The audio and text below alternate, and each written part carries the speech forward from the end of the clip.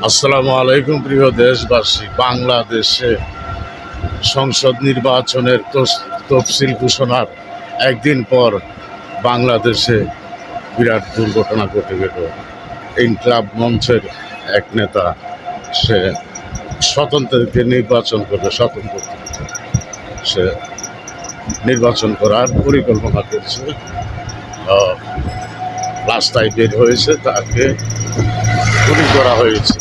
বাংলাদেশে এই এই যে খুন খারাপি চলছে, অনেক অনেক বট বাহিনী বলে জহল্লা আসে না, তারেক রহমান আসে না দেশে, তার মা অসুস্থ, সে দেশে আসে না।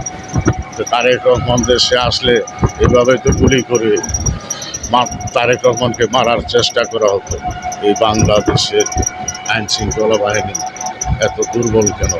এখন পর্যন্ত এই যে ইনকলাব মঞ্চের নেতাকে গুলি করা হলো, তাদেরকে এখনো গ্রেফতার করা হয় না কেন? অতি শীঘ্রই তাদেরকে গ্রেফতার করা হোক যেখান থেকে পারে।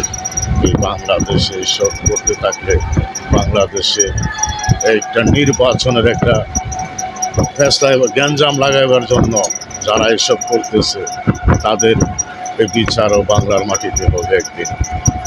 যারা যারা এসব করতেছে তারাই পরিকল্পনা করতেছে যেমন নির্বাচন না হয়, দেশটাকে তারা আরও লুটে ফুটে খেতে পারবে, সেই ব্যবস্থা করার জন্য।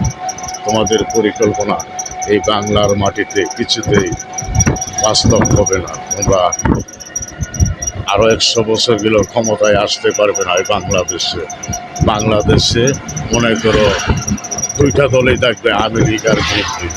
অন্য কোনো দলে বাংলাদেশে সংসদে বসার মতো যোগ্যতা নেই। যারা এখন বাংলাদেশের এই 71-এর যুদ্ধ, মুক্তিযুদ্ধকে মানো না, তোমরা বাংলাদেশের স্বাধীনতা মানো না, তারা এই দেশে বিশৃঙ্খলা সৃষ্টি করতেছে। দেশের মানুষ বোঝার আর বাকি নাই, এখনো সময় আছে। খুন খারাপি ছেড়ে দিয়ে মানুষ হয়ে যাও। বাংলাদেশে নির্বাচন হচ্ছে, নির্বাচনমুখী হও, তা না হলে তোমাদের ক্ষমা নেই।